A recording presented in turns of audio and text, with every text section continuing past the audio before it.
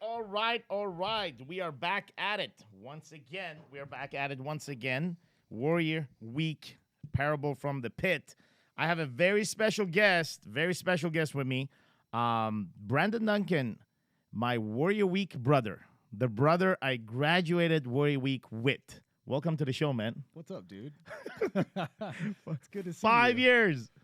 It's been 5 years That we both graduated. Yeah, it was April 2014. April 2014. So it's been over 5 years. It's been true. It's been April 2014. Man. April 22nd. I remember the day. Yeah, the first commercial Warrior Week. Because prior to that, Garrett had the 90-day program, and then he had this thing where guys would come in for a week, and he called that Warrior Week. But then he went on the beach and he ran that video, which till this day we can't find of it. It's the only video we can't find. You don't have it? We don't know where it is, man. He recorded everything else except that. And he's on the beach and he's inviting us to come, right? To come to Warrior Week. And boom, you come, I come, Raul come, Brand Phillips. Joe. Joe from Utah, right? Who else do we have? Greg Parsons, from Greg Toronto. Parsons. We started naming them, so now we got to name everybody. Yeah, we have to name everybody. There's someone else, and I can't remember their name. There's two, Sean Mathis. Judge Mathis. And then the other guy, he didn't join, and so his name's blanking. We'll think of it. I'll think of it during the show. So, dude, let's roll back, right? And I'm kind of gonna pitch into this as well because, when Garrett put it out there, we both came into the same week. But where was Brandon at that time? And what resonated with the message that Warrior had out there that truly draw you into Garrett's message, into Warrior Week itself, man? Yeah, that's a big question. So where was I? I was coming out of a really dark place. My father had passed away in May of 2011, so a few years before, which really sent me, even prior to that, like 8 months prior to that is when I became a dad. Yeah. And was going through a pain pill addiction basically during that journey while my daughter's mom was pregnant. So coming out of that, then my father passing away, in May of 2011 sent me on this really dark, depressed path for the next 2 years. I was in between jobs and didn't really know what I wanted to do. Was juggling this, this journey of becoming a new father, of trying to create this healthy new relationship with my daughter's mom, transitioning from, romantic partners into now parents and co-parents, sure. And just navigating all these obstacles, and was really lost, really confused, and just didn't know what to do. And I didn't at the time I had healthy friendships from growing up back in my hometown and different things like that, but not friendships with men that I could talk to about the stuff that I was experiencing, just the hardships I was going through. And I remember I was searching online. I would stay up at night, sometimes all night, searching for answers. I would Google the most crazy shit, how to, I don't even remember, but just weird questions that I would ask Google, Google's a person, but I would get these. I would go down this rabbit hole often that ended up on YouTube, where I would watch different videos that were often around personal development, and I would see the big name brand people like Tony Robbins and different amazing folks, and I would just get deeper and deeper because that was something that was really inspiring to me. Yes.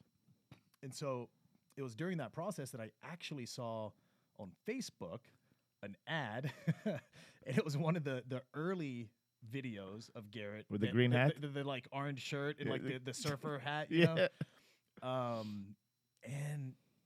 I think it took. I remember watching it, but I think it took a few other times over the next couple of weeks after that first time of me seeing others, because I clicked on it and watched it, and then I'd get sent other stuff to where things just started resonating with the message he was sharing. And back then the message was still very much the same. Yes. It was packaged different though. It was packaged so different back then.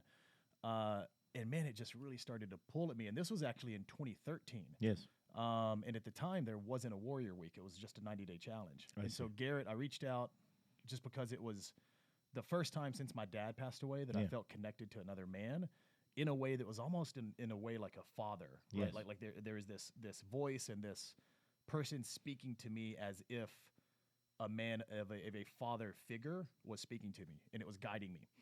And so I reached out through, I don't remember the format, but ended up getting on the phone with Garrett one night. And I remember it was September 19th, 2013. And I remember it because my dad's birthday is September 18th. Yes. And we talked for like 2 hours Wow. on that phone call. And that opened up this new world. I did not join the 90-day challenge at the time. Yeah. But Garrett and I continue to stay connected. And I was, he gave me some certain things to do. One of those was a challenge to sign up for the Ironman triathlon, which I'm like, fuck, dude, I don't even own a bike. Shit. Like, what do you mean sign up for this, like, impossible triathlon that only, like, less than 1% of people in the world have ever done, But something about, like, his certainty and confidence in the way that he presented the challenge to me, like, he believed in me. Yeah. And he's like, dude, just sign up. Like, you don't have to go do it tomorrow. Like, we'll figure that part out. Like, tonight, just sign up. Take that step forward in a different way in your life. And I did that. And I remember waking up the next day like, fuck, I don't have a bicycle. Like, how am I going to pull this off? But I had this new sense of confidence, and I had this new, like, connection to this person who was just speaking new light into my life. And so that continued into, I started growing my beard out. Remember? Yeah, awesome. Epic. Yeah, like the best. Didn't shave No. for like 10 months, And this was way before this whole beard game was popular. Like, this was like the OG beard that looked fucking amazing. It was back in the day. I sent you that picture recently. Yeah. I loved it, by the way. It gave me some inspiration to maybe grow it back. But yeah, even though I didn't join at that time, the messaging and the certainty and the support that he gave from a distance was enough to start this new trajectory in my life. Yeah. And it gave me certain new belief system. It gave me a source of inspiration and new confidence in myself. And I wanted that change that was happening on the inside to be reflected on the outside, so that I was reminded when I woke up in the morning and I looked in the mirror every single day, I wanted to be reminded of this. So I stopped shaving because I thought, what better way than to change the way that I look? And there's other factors of, like, letting go of, like, vanity and wanting to look a certain way and being attached to who I was before. That was part of that as well. So, like, finished out that year, 2013, and again, stayed connected through social media and stuff. Rolling into 2014, I'd signed up for this race. Yeah. And so Garrett started connecting me to, like, other people that were part of Warrior at the time, or that were going through it, that had also signed up for the Ironman. And so we started cultivating these relationships. And I remember he reached out to me, I think it was just a few weeks before this Warrior Week in April. Yeah. Like the beginning of April, maybe. Like maybe the end of February, beginning of April. And he's like, dude, we're having an in-person Warrior Week. It's in Laguna Beach, California. And I've got a couple spots. I'd love to have you. And he's like, it's $5,000. And I'm like, okay, I'm going to figure this shit out. And I don't know if I've actually ever told this part, so this may be the first time I've ever shared it. I've told some friends, but, like, publicly, I called my mom. I'm like, Mom, I need $5K. and we've got business back home and, like, some things, family stuff that we're involved in. And, I kind of shared what's going on. And, like, I'd already shared some with her about everything because I was so inspired. And, she's like, look, I'll give you half. You've got to come up with the other half. That's pretty cool. It's super cool, man. And to this day, like, I owe her so much, because without her support and her belief, also so for many her to things push you to wouldn't be go possible. actually earn it. Exactly. 100%, she could have cut a check and just given it to Yeah, me. she but- could have, but- 100%. But she's like, look, you go, you figure out the rest. I'll support you because I can see how important this is to you. So smart. And I did, man, and I figured it out. At the time, I was in between jobs and stuff. I'd been coming off of, like, this restaurant we had just opened in Alabama, and then coming out here and not knowing, or out to Portland and not knowing what I wanted to do, who I wanted to be. So my income back then was very different than what it is now. Sure, of course. Life was a lot different than what it is now. And anyway, figured it out, made it happen, showed up here. I remember the morning of, I got here early. I'd rented a car, and I pulled up, and, like, nobody's here yet. And James Frill and Christopher Stubbs are sitting out front, and they're looking at me like, who the fuck are you, and why are you here so early? I'm like, hey, I'm here for Warrior Week. Excited. And yeah, man, like, there's so much more I can share, but that's like the origin of the journey, man. Yeah, it's amazing. I remember, interesting, very, very similar.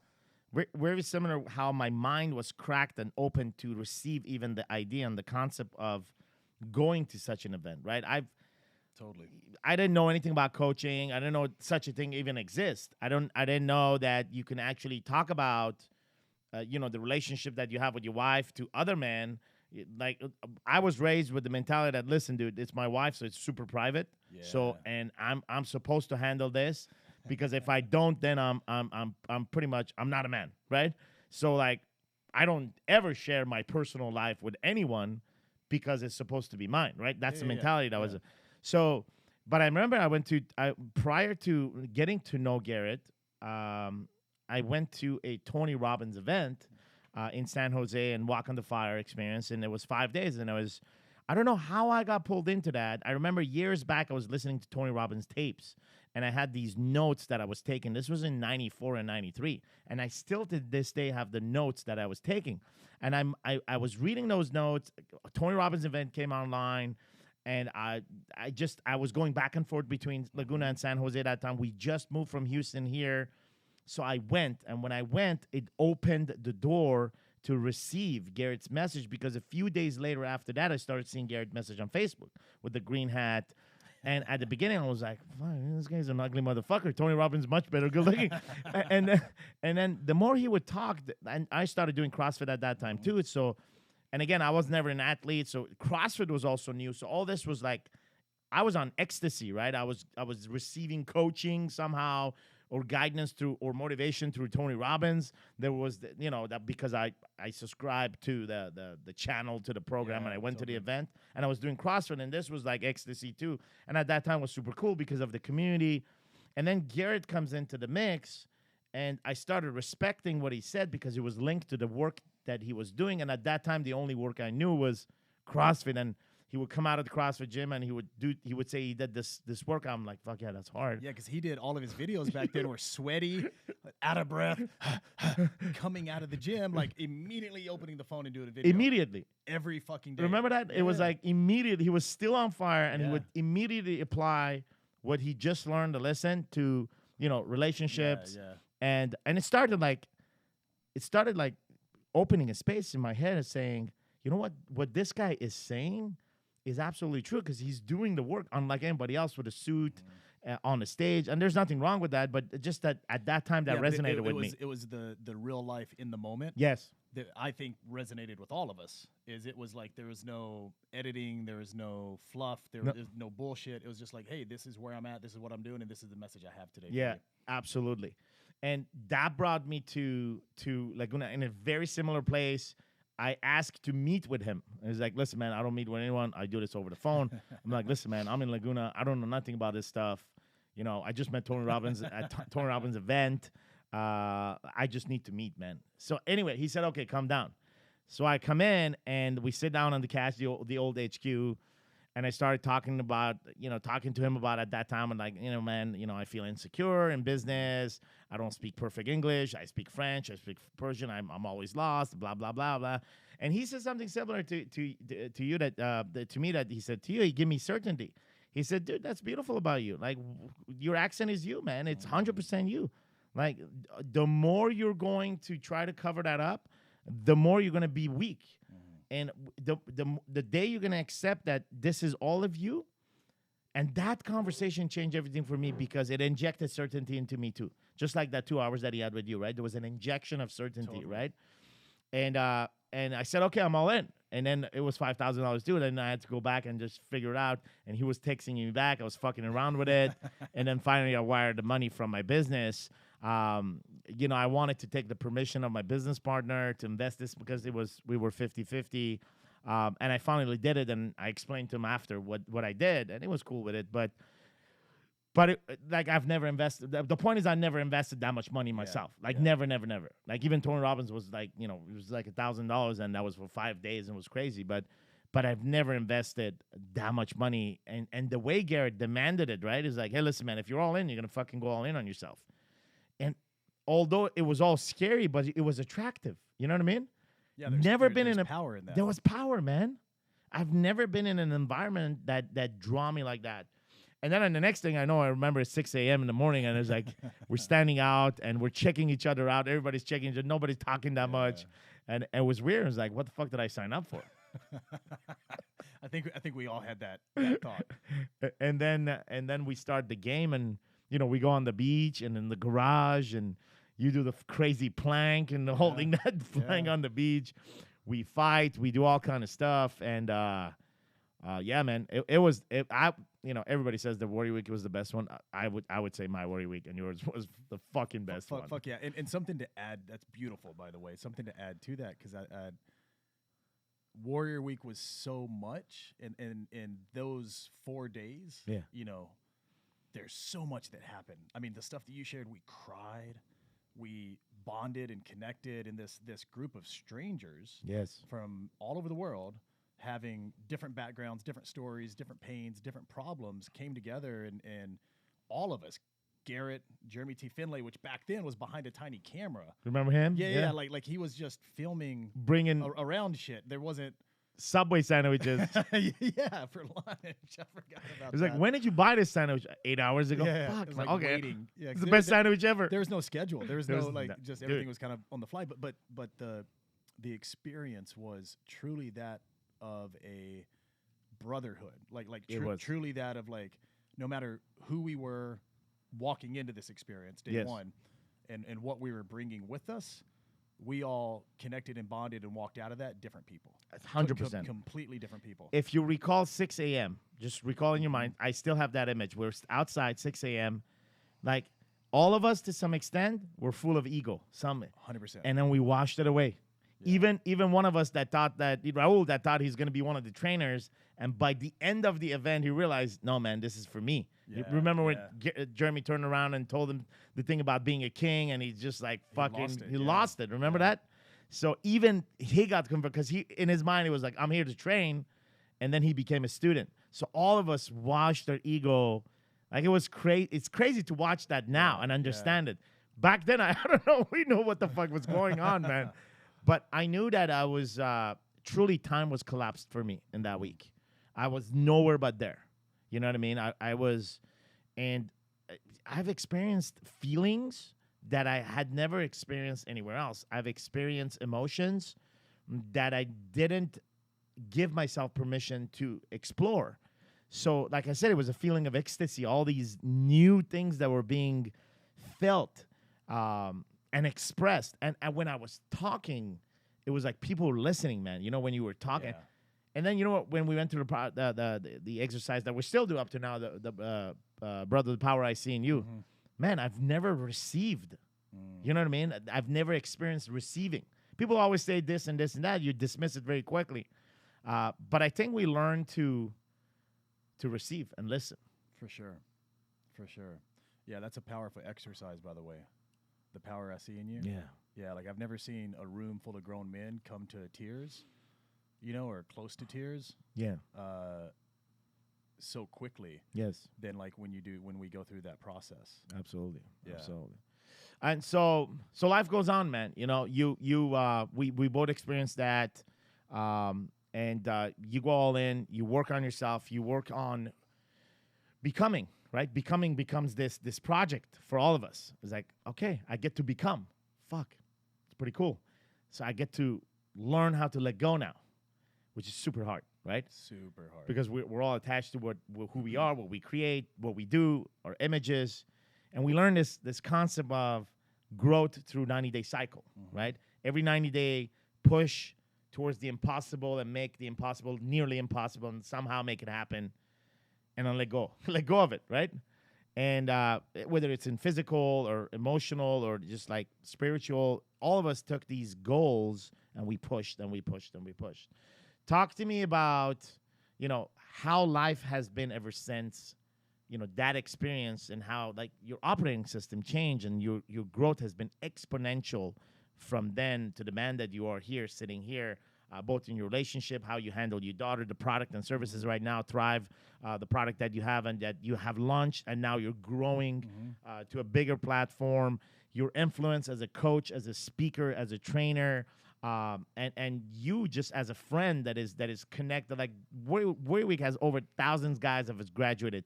You've seen a good 300 to 400 guys going through your time. And like up to this day, you're very close and connected to a lot of those guys. Even other experiences that you had, I'm gonna let you talk about that. Well, but ultimately, this ultimate power inside of you to connect and stay connected.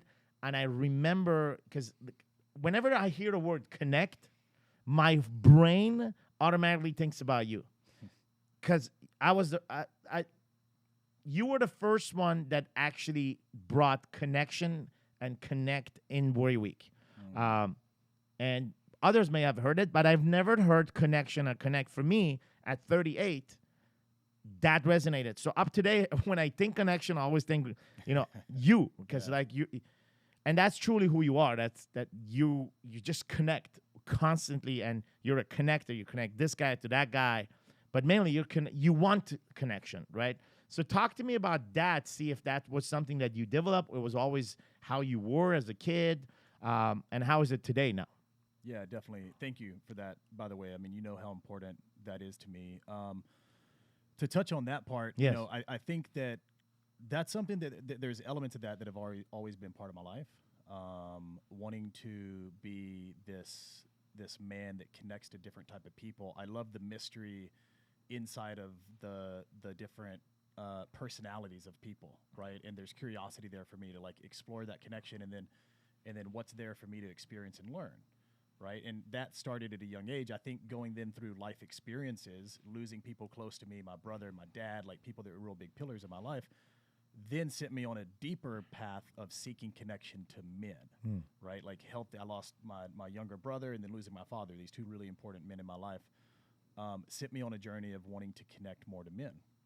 So in the warrior era of that, yeah, that was a huge pursuit, and has only amplified and grown since then. And not just wanting to connect to other men in my own relationship, but then to connect those men to men and women that I think would be of mutual benefit, Yes. or would be relevant in the things they're either creating in the world, their personality, like whatever they have going on, right? Yes. So it's something I really value, and I wouldn't be sitting here at the event that I was at yesterday and today with Ed O'Keefe and Roland Frazier and Jay Abraham and some of these other people if it wasn't for the things I was connecting in Warrior Week. And the way Warrior Week was also a connector for me and connecting me to different groups and people. So that's a huge part of my life. To touch on the other part you shared, what's happened since that Warrior Week in 2014. I mean, my journey was very much what you described of this like becoming, but also this unbecoming first, and unpacking and unraveling and undoing of the last, at that time, 34-ish years of programming, of operating system. And we look at like our iPhones and computer systems and things, and we get these updates every couple of months. Yes. Where this technology is constantly updating itself, or there's programmers and developers and engineers that are updating it, getting bugs out, right, getting the kinks out, making it perform better. But yet here I was going through 34 years of my life, never updating my operating system. Yeah. Right. All the bugs, all the kinks, all the things from whatever ages that were getting injected into that, I still had.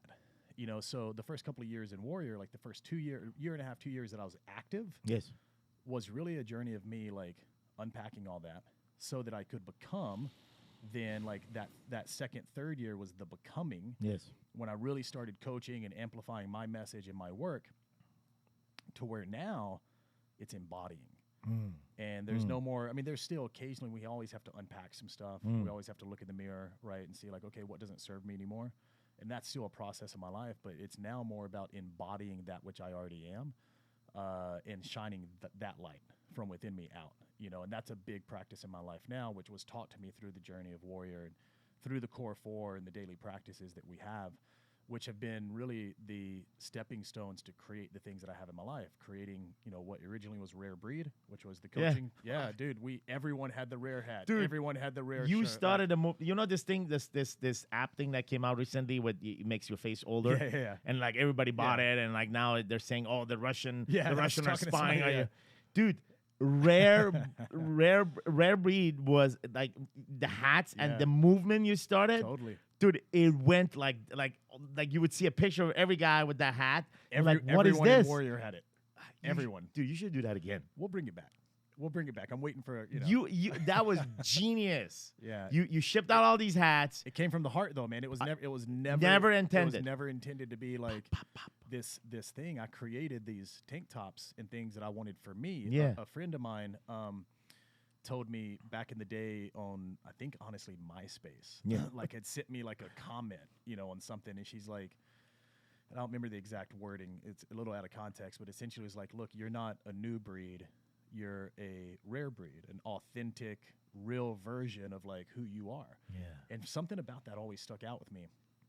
And so I when I was looking for that source of inspiration, motivation in my life before I met Garrett, I actually launched this brand called Rare Breed, which I wasn't selling anything. It wasn't for other people.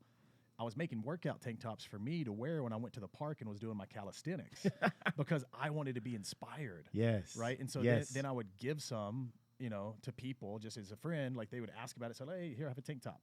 Coming into Warrior, like people would see that, and Garrett saw that. And so I'd give one to this guy, one to that guy. And then more people would ask. So I'd go get some printed. I wasn't selling them. I just spend my money and like get them and share them. And then eventually it kind of turned into a thing when I was coaching where I started selling some or whatever. But yeah, man, it was Rare Breed that started originally. Beautiful. That was one of the first stepping stones that turned into the retreats I was doing with people like Brant and Raul and different people. In like, Alabama, you did we did father. We did one at the ranch in Alabama. Yeah, I remember that. We did like, I don't remember, 7 maybe over the course of a couple of years. The Breakthrough at the Beach with Brant. I did a couple with Raul.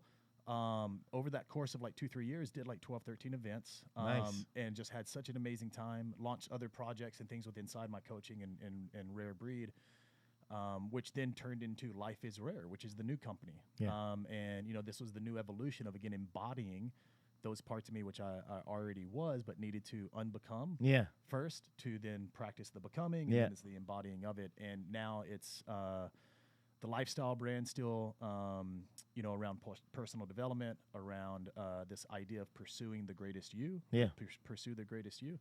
And inside of that, creating these functional food supplements and functional health supplements. Thrive was the first one, which is a superfood green juice. Yes. And then I've launched some additional products, which these are all things that I created because I needed them in my own life. Yes. I was looking for solutions and answers in my own life. And so I would create a product and use it and test it in my own life and then bring that to the world. Yes. And it's something I'm incredibly passionate about. My daughter and the relationship I have with her has just continued to grow and to expand.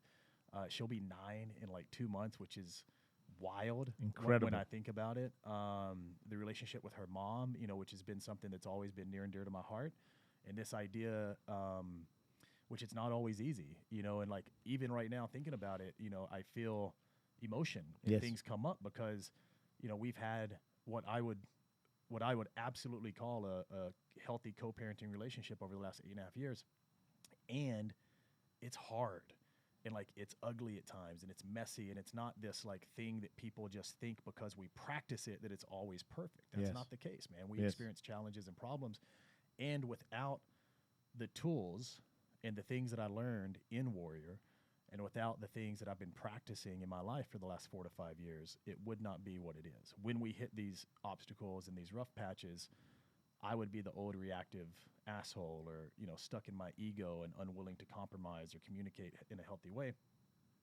With all of this and who I've become, it's given me the tools to navigate these challenging things in life that life is always going to throw. It's not that we get to a certain spot and then it's always easy. Yeah. We get to a certain spot and then a new problem that's bigger than the one before will show up because we're bigger than we were before. Yeah. And so that's been an amazing journey and something that is really, really special to me, to have that relationship with her mom and to know that we've been on this journey. She had a baby recently with her amazing partner, who we all, I've got a good relationship with him, and our daughter's happy and she's healthy and she's thriving and she's doing amazing. And that's just, man, like that's what really matters to me. That's huge work. Recently I was just going through this experience I was telling you about, a Be the Man Challenge that is currently is the next product right now from Warrior. And part of that required us to look at the facts of life right now. And I sit down, and there was one of the question is, you're leading your family. I'm like, fuck, man. Like the easy answer would say yes, right, and move on. Mm-hmm. But then I'm not here to do the easy thing, right? We always put ourselves under the fucking, you're exposed no matter what, always at the gate of fucking Warriors, right? You're always exposed. Yeah, there's no hiding. There's no hiding unless you choose to, right? And that's not who we are. So I'm like, no, I'm not fucking leading right now because I haven't been fucking home because I've been doing all these fucking warrior weeks. How the fuck could I say that I'm leading? And then the next question was more fucked up. It was like, something like in the line of how are you co-parenting and stuff like that. And the answer was like, well, I've never co-parented. And it's always been a random co-parenting, right? I never strategize around it with my wife. And I've just always been this me, right? There was no like, okay, like, all right, here's how we're going to co-parent. Here's how we're going to sit down, discuss. And again, this is something that you had to do. Like, okay, when you're with your wife, I guess it's easy for some people to give themselves permission to do this randomly. But when you're separated, now you have kind of no choice because, the whether you want it or not, there's going to be co-parenting because you're sharing time. And that forces you into a dialogue of actually co-parenting and, like you say, modeling certain things. And it may not always work, but at least you have put some thoughts behind it, right? Some structure. Man, I haven't even done that. And it's not something new that was, I slipped. It's like, bro, like, that's a fucked up question for me, right? And at the same time, I appreciate that question because I can now be aware of such a thing that it is important to co-parent. It is important to ask and just like it's important for us to go on the board and brainstorm and we think about these ideas as dudes, hey, let's do this business, let's add this product. It's important to do that brainstorming regarding the most important person in your life, which is your child. And it's easy to leave that to random co-parenting or believe that, hey, man, I'm a great dad or I'm doing above and beyond what dads would do. Or mom is spending so much time with them that it's okay for me to retreat because she's giving them enough quality time that if I'm there or not, they're not going to notice I'm going to go work, right?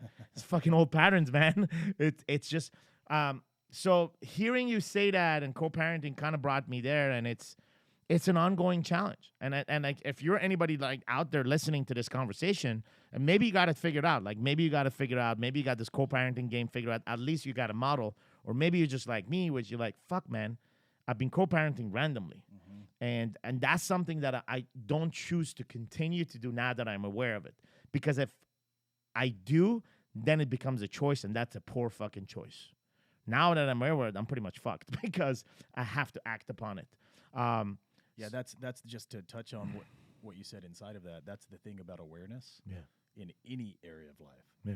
The second we have awareness, if we don't act on that which we know, we're acting in ignorance, right? We're acting in a state of ignorance, which is by choice. And I don't care who you ask. I don't think anyone is going to say they want to live a life of ignorance. No, you're right. Right? So, like, awareness is truly key, and you have to have the discipline and the willingness to step up into awareness and act from that place. And, so true. And when we have that, we truly can become our best self. And, like, you have that awareness of, like, you're married, right? Like, your relationship is together. Correct. And you weren't showing up as in that co-parenting way in which you know you can. Correct. And not to get stuck, I think a lot of times, men especially, we will start to label and judge and shame ourselves. Yeah. And say, oh, I'm bad, or oh, I'm this. I'm or a that. shitty, I'm a shitty dad or a shitty husband. That's not going to be useful, right? But just simply acknowledging, like, look, okay, this is how I've been showing up, and this isn't how I want to show up. Right. Moving forward, what I intend to do is show up in this way. Correct. So I'm going to acknowledge that I was doing this, and I'm going to step over here and I'm going to do it this way instead, because this way is in more alignment with who I choose to be in life. Absolutely. And it begins by being brutally honest with ourselves, Totally. right? And the ego once again washes away, and in that space, you actually have a chance. Yeah, you actually have a chance, well, and it's exciting. Yeah, it's exciting. Fuck, dude, because and you experience the payoff of that. Yes, like when you're showing up in that way, and this is like when you're showing up that way with your wife. Yeah, right. When you're your absolute best. Yes. What's that experience like for her? She's going to reflect that back. She's going to be her best or a version of that. True. Right? So then you're mirroring each other. Everything's going to be better. True. Date night's going to be better. Sex life is going to be better. Communication's going to be better. Time with the kids is going to be better. Everything you do is going to be better because you're better. Absolutely. And same thing with your children. Same thing with any relationship you have. And it's an ongoing learning process because kids grow up and it's a dynamic world around them, right? Their age and their experiences, and we kind of have to regrow up with them. Yeah, I went through this recently because my daughter, like I said earlier, she's about to be 9. Yeah. And I realized that I was still parenting. Some of my parenting was still showing up at it how it did when she was like 6 and 7. Yes. Right, like how I was parenting that age and that version of her, not realizing that those things don't work anymore. They're not useful now, right? Like because she's not that person anymore. So those things, especially with kids, your parenting's constantly evolving. True. And we have to remember to parent our kids, meet them where they are. Yeah. Like what I did when she was 6 isn't what she wants me to do when she's 7, 8. It's not going to work. It's not going to land, and our relationship's going to have disconnect. Excuse me, because it's off, right? Yeah. It's out of alignment. But if I can like bring that back in and just dial my shit in, bring some awareness, some connection, what I love practicing is patience and presence. Like I believe as a dad, if you can be patient and present, your relationship with your kids will be amazing. On fire. Like amazing. Just those two things, patience and presence, because everything else is found inside of that. And so I know if I'm doing that, well, then I'm going to see, oh shit, I wasn't showing up as she needs me to now. Yes. Right? Because I'm being patient, so I can see these things. I'm being present, I can see these things. So now I can make little shifts and adjustments. Yeah, that's so true. Such a great advice. Like just the presence part. Like, dude, if you're not present, forget being patient. You can't. Right? And the phone or any other distraction or our thoughts often takes us away.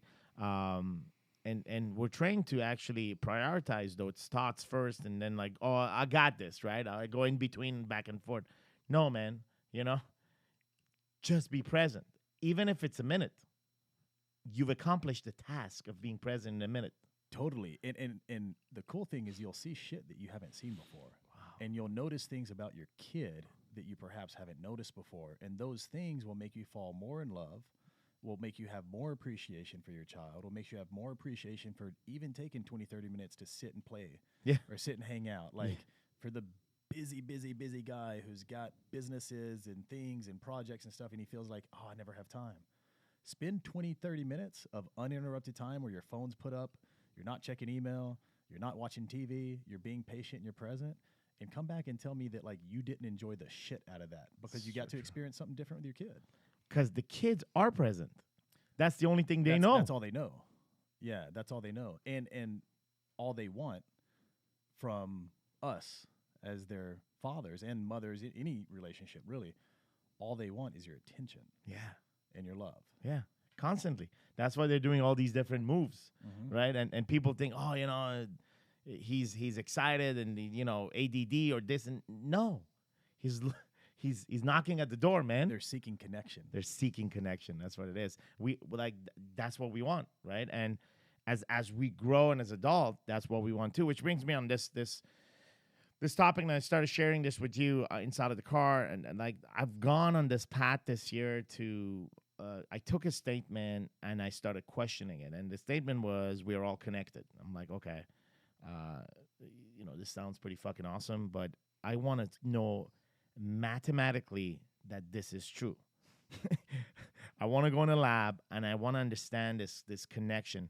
And then I started getting into quantum physics. And so what I did, and without getting too much in details, is quantum physics moves away from the matter and talks about waves and energy. So we're all made of waves and energy. So which requires you to leave the perspective of matters, right? Like which is molecules and cells and all, who we are in the material. And it sparked this thing in my head that I've always heard but never understood, right? That the wisest man in this world are men that practice detachment. And you read about it and you're like, detachment, you get detached to material of this. You get detached even to people. Like, I'm like, it just sounds like heroic as you read it, but it just never applicable. And it starts making sense by this concept that you talked about of letting go, right? Every time you let go of something or a thing or emotion or a feeling, you are practicing this detachment, right? To some degree, to some level. And so we are all connected, and yet the wisest of us becomes detached. It becomes an interesting equation to solve. And since we're on the topic of connection, and you're like, every time you say connect, the way you say it, your accent or whatever that is, it just resonates in my, and there's waves and vibration that goes from one side of my brain to the other side. We are all connected, right? What is your thoughts and your understanding of this, or your research on this topic? I love this shit. So my first year going to Burning Man was 2017. I remember that, man. You built that crazy house. I built that weird hut. It's called a hexayurt. Send me a picture, man. Yeah, it honestly, like, it was dope. This thing, like, I was warm during the night when I needed to be warm. I could stay cool during the day when it was hot as fuck in the desert. And it was a great home in the desert for a week. I was out there with our good friend Rick Steele and his amazing wife Regina, and Dr. Craig Burgess came out there for a couple days, and we had an incredible time. And there is this art installation by a group called the Mayan, the team behind the Mayan Warrior, which is an art car, a really, really big art car that does these insane, like, music shows and stuff out there at night. And this art installation was out in the middle of the desert, and it was like a 50-foot tower that was built out of, like, metal, and it was shaped like a flower, but like with sacred geometry, so it's like spiraling up, right? And it was lights, like thousands of these LED lights in this different pattern. And then they had these chairs, so like 20 feet away from the tower, like going around the edge of the tower, were these chairs that were like recliners that you sit in, and they had biometric feedback devices that would measure your heart rate, and then had like a little iPad. Okay. And the experience of the art installation, it was called Lumina. And the experience was, you sit in these chairs, random strangers, right, from Burning Man, just like you ride your bicycle and stumble upon this thing, right, in the middle of the desert. You sit down at the chair, and it'll activate this art installation. And this voice comes on. It's really loud, and it starts talking to you. And it tells you what the process is about to go under, that it starts with, "We are connected." That's exactly what it says. It says, "We are the universe." It says, "Relax, breathe, and we're going to measure your breathing and your heart rate and show you how connected you are by the lights, and how the pattern in the lights light. The more connected you are, the more they're going to light up, and the brighter it's going to shine." And so tons of people would gather around this, right? And this thing would go, and it was like 4 minutes long. And it would get brighter, and it'd go through this experience, and it was talking about how everything's energy. Energy never dies. Energy never stops. And it would go through this, and everybody that was sitting in the chairs would start breathing, and you could watch these people, like, get more, like, energized, because they're, like, feeling the connection to the other people breathing while watching this thing get brighter and brighter and brighter until we finish the show. And it made me really think about, like, when we're in an environment or a room, say Warrior Week, for an example, or anything, and we're surrounded by a lot of people, and we're connected because we're experiencing something similar, we can feel the energy in that room, right? The energy in that room will start to rise. It'll start to amplify and expand, because we are all consciously contributing to that experience, and unconsciously contributing to it, right? Things that are happening behind the scenes that we are unaware of. Our energy is becoming amplified, and our energy is connecting to your energy, my energy, other people's energy, and it's collectively amplifying that room. We've seen this in mass meditations in Eastern Europe and China and Asia and different places, where they'll take thousands and thousands and thousands of people, and they'll meditate on one collective thought, right? And then that one collective thought meditation will change the trajectory of something. Like they can heal people. They've done these studies. Dr. Joe Dispenza, that he's going to be in Portland this weekend. Like all his work is around this, right? Like how we're all connected, and when this conscious collective focusing of energy, right, can be harnessed, we can change things. We can change matter. We can change energy. So I believe, not to go too deep down this this rabbit hole, that we are all connected. We come from the same source, the same light, the same energy. We have dust of stars and comets and asteroids and planets in our bones and flesh, in our breath. And they say that, the same breath or the same air that, like, Jesus or any great person from any great time breathed is the same air we're breathing. And those same gas molecules and particles are all distributed throughout the world, and like we're all connected. And so, yeah, man, we like I completely align with that and believe in that. And I think that if more people could pause to truly bring some attention to this possibility, it would heal a lot of the trauma we have in the world. Sure. And it would soften a lot of the stress and a lot of the issues that we're experiencing as a global society. Yeah. By reminding us that like we all are connected, we all are the same, we all ultimately want the same thing, to live a happy, meaningful, fulfilling life. Yes. It's two things come in mind in terms of real experiences as you talk about this. One is this idea of collective meditation and collective will. I've personally experienced that way before Warrior. I was in a trip in the oil and gas industry in a remote place in India, and while I was in India, I woke up one of the morning, and early in the morning I went to the park, and it was like 7, 8 in the morning. I was walking in the park. It was a nice park with flowers, and then there was a group of people sitting on the floor under a tree, and they were laughing. And the guy that was sitting on the bench next to me, I asked him, "Hey, man, what's going on over there?" He goes, "Oh, you don't know what that is?" I go, "No." He goes, "Oh, that's the laughing therapy." I go, "What are you talking about? How does it work?" He goes, "Well, they're all gathered every morning there, and this one guy starts laughing, then the second guy starts laughing, and next thing you know, he's got like 60, 70 people laughing around the circle." And I was fascinated, but just watching these people laugh at the beginning, like, "Hey, man, is this normal?" But then you see the beauty and the joy inside of that is sparked by something somebody thought about, right? Oh, you thought about a funny joke and start laughing, and it picks up, which remind me back in when I was a kid with my cousin at night. He would come visit us.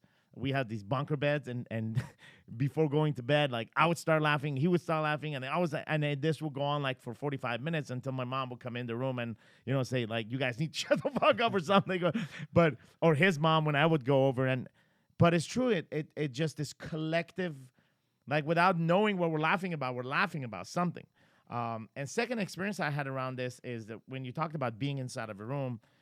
2 years ago, I was at this experience I think it was in Utah called Impact, and it was a really nice experience where we're inside a group. It's an emotional experience, and I was inside of the group with a group of 80 or 90 people, men and women, and then we found ourselves around a circle. It was emotional, and then it was this older lady, and that she was older.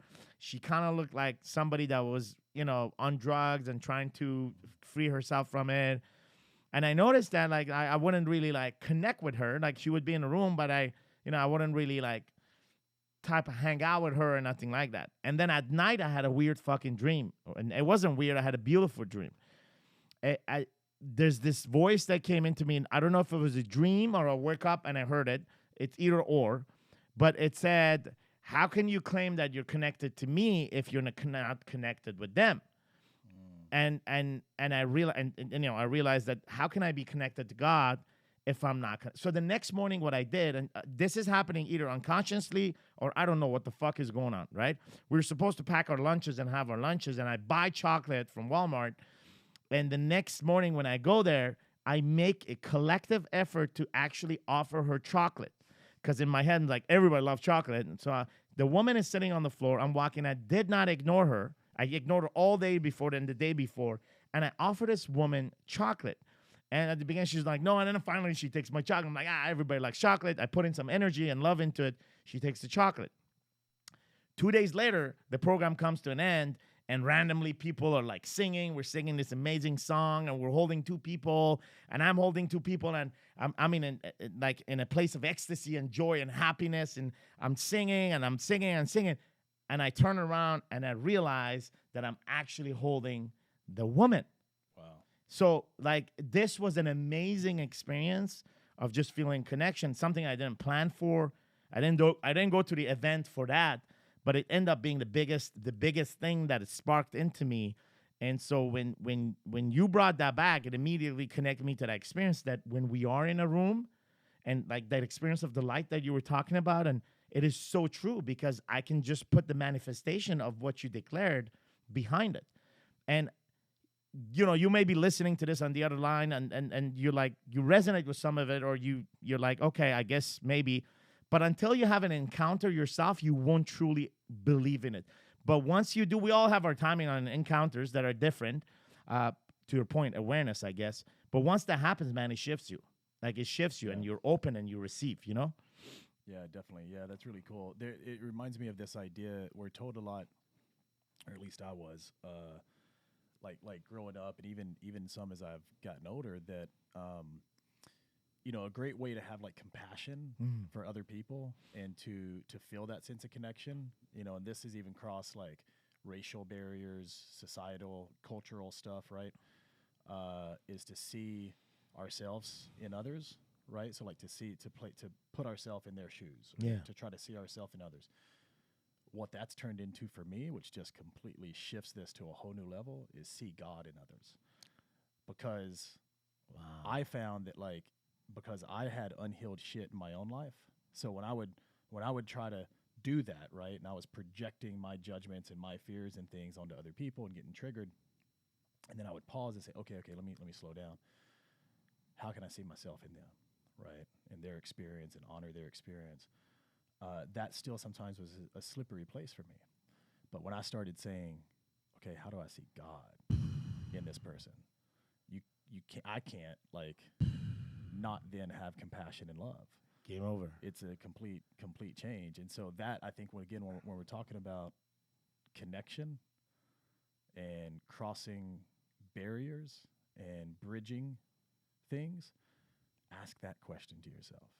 When you're interacting with other people, ask that question to yourself when you're thinking of the person that you're having the toughest time in relationship right now, whether it's like your lover or spouse or like your mom, dad, whatever.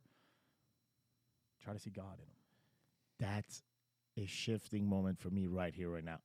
Like, I'm not kidding. Because I've been on a roll with this statement, I am that I am. Yeah, I saw it sitting over there. And I love, by the way. I thought I invented it.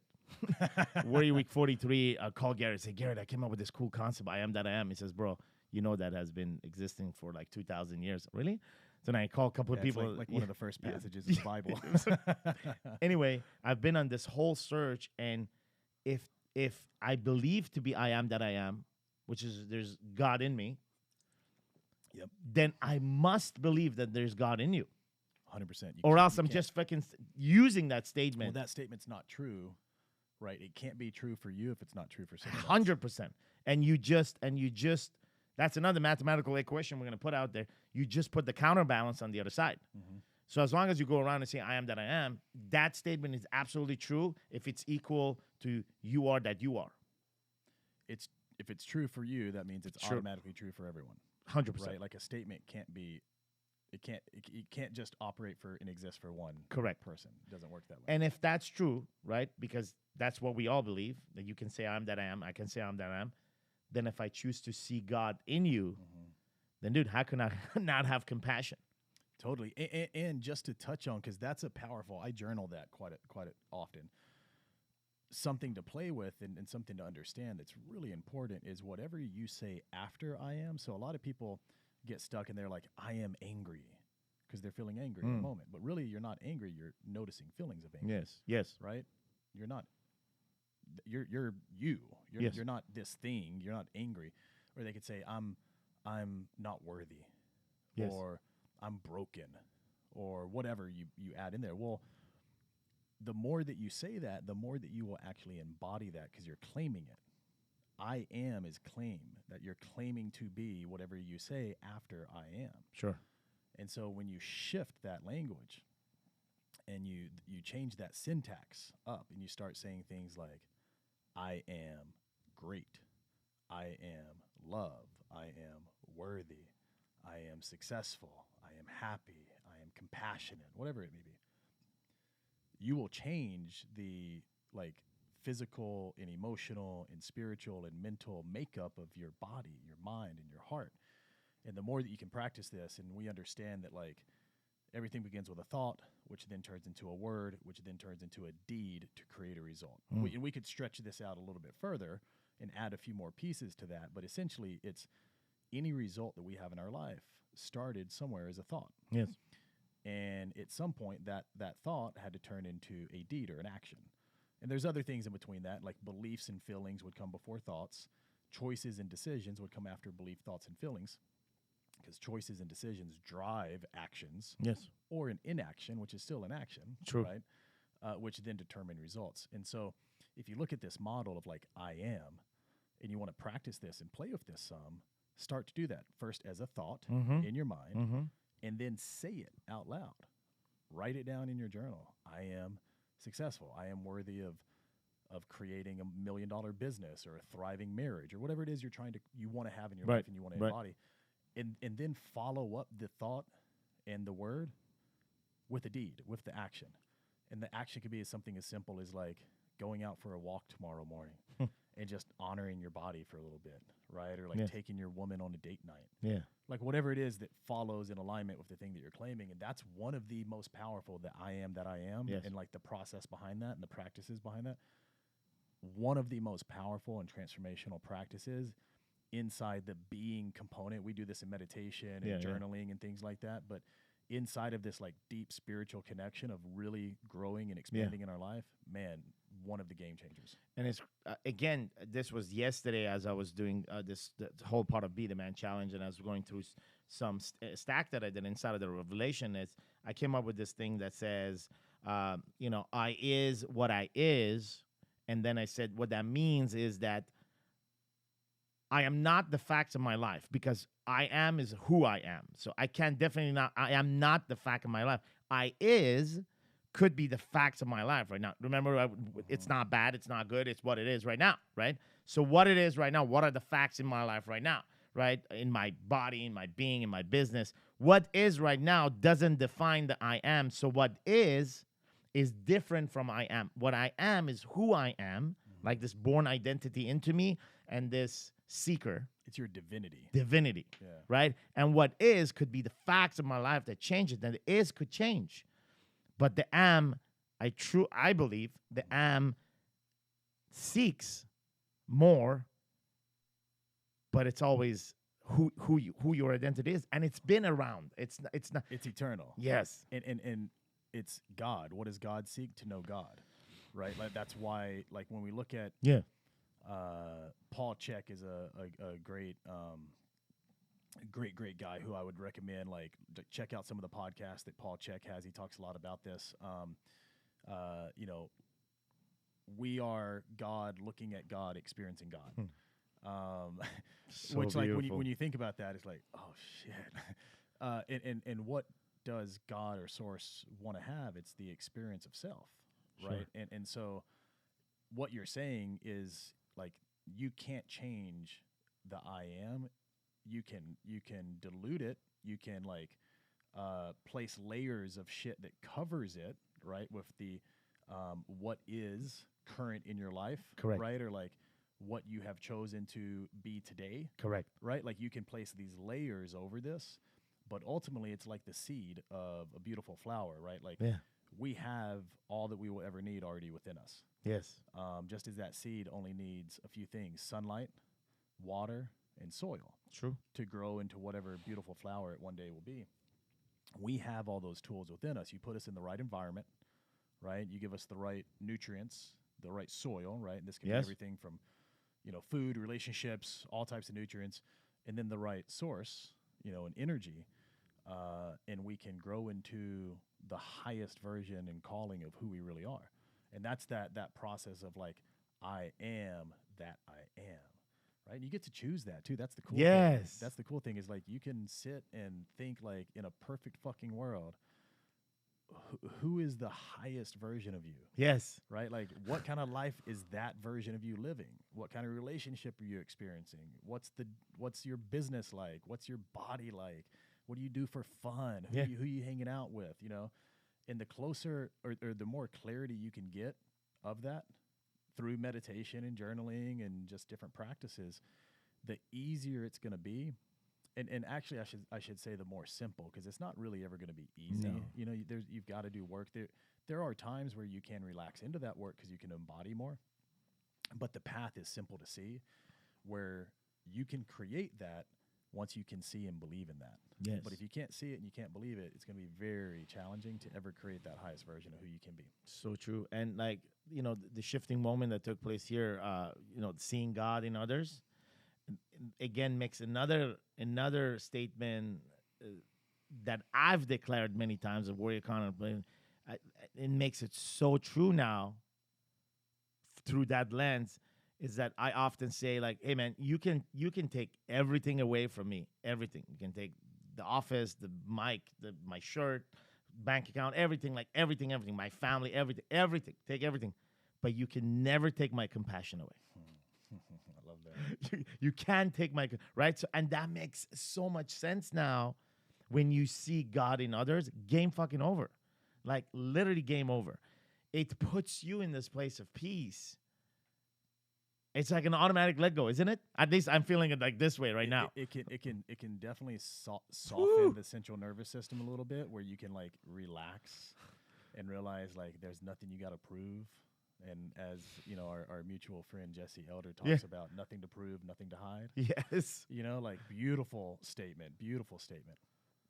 And that's so true. Like you do that, you can just soften into your being and just show up as your best self. Man. Anyway, it's been powerful conversations. And what I'm excited about is the man that I'm talking to, my friend, my brother from Warrior Week, and just to see the beauty inside. I've always told you you're a beautiful man. I told you this at Warrior Week, and I continue to say that in the most authentic way. And to see this beauty grow now and to shine, and just to hear this conversation, and then to shine back on me and me receiving that, and like another shifting moment in your presence, and let this podcast or let this recording be the manifestation of it and the witness of it. But I'm excited to see this version of you sitting here. And I'm excited for your daughter. I'm excited for the relationship you're in now, a new beautiful relationship you're in, and you're welcoming that, nourishing that relationship. Your business Thrive is growing. We actually tested your product way before that you were popular. We were on our way to the toughest mother. Me, you, and Garrett, and a few other Jesse, toughest mother 24-hour. Yeah, that was fun. And we had that in the bus. Remember? Was fun. Yeah. So I'm excited for that product.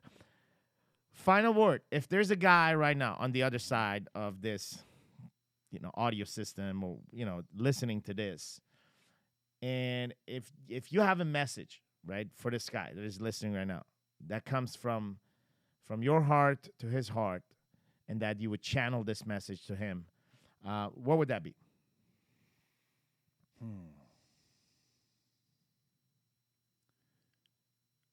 That which you seek is seeking you.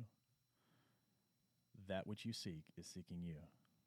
It's a quote by Rumi, and if you can pause long enough to get really honest with yourself and ask yourself that hard question, like, what am I really seeking?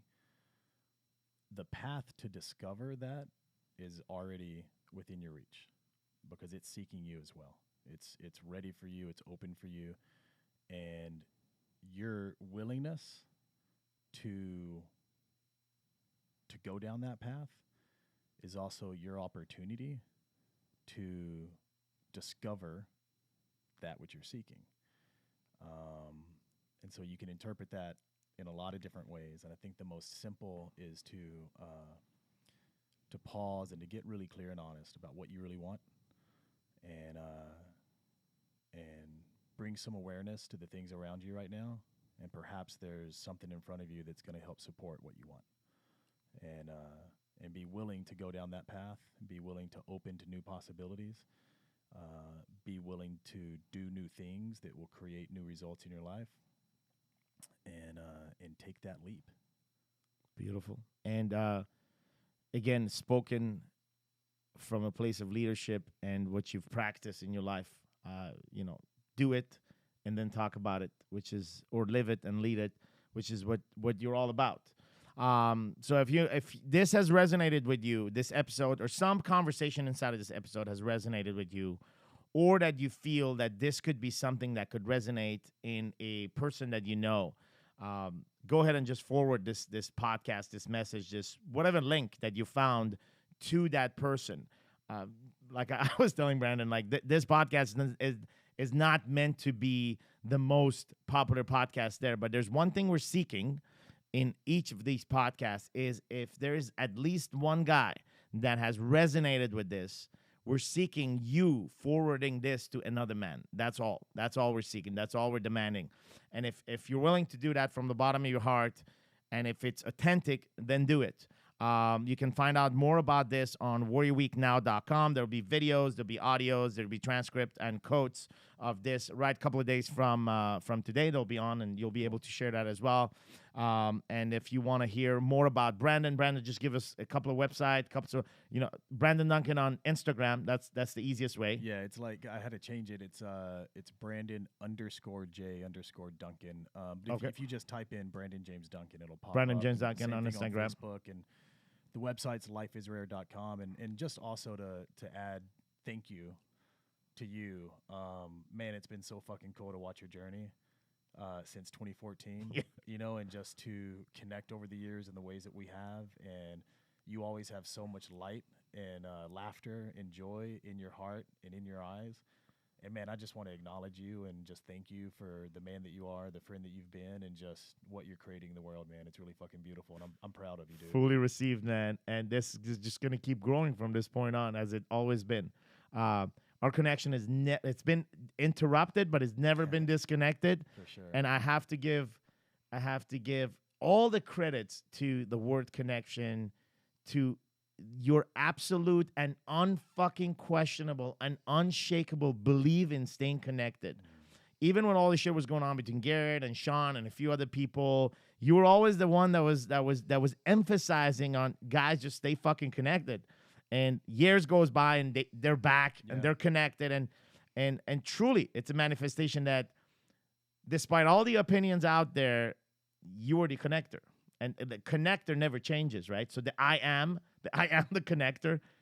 You can't change that. You can put a bunch of layers on it. Like you say, life would do that to all of us. But the piece that we are can't change it. And just what happened between us. So fully received. Thank you. Thank you for running the show. Thank you for enlightening our listeners with your story. There's more to tell. I'd love to have you back here as you come back next time here and we share more stuff. There's tons of stuff we didn't share. But our time is limited to this show, and we'll put other episodes. Gentlemen, if you want to follow Brandon James Duncan on Instagram, the website was Life is Rare. Yeah, it's www.lifeisrare.com. And that's where we can find the Thrive products too, the powders, the green powders and all that, those products. If it's cool, I'll give a discount code. Yeah, go ahead. We'll do, because I'll have to create this new one. So let's do Sam Warrior 20. So Sam Warrior 20, and I'll create the code right when we get off the podcast so people can go and they can, by the time you listen to this, it'll be live and, grab some products. Hit me up on social media, ask me any questions, any way I can support you. And share this episode. Yeah. Like Sam said, if it resonates with you, you share it with one person, and that can be a domino effect that can have lasting impact in ways that you can't even imagine. And I think that's really the reason why we do a lot of the stuff that we do, is that if it can touch one person, then man, like what an incredible thing to be able to do in this world. Absolutely. Just one, right? Now we're not asking for thousands and millions. It starts with one, and please do that. Gentlemen, thanks for being with us. Thanks for being here, man. Much Great love. having you. Take care.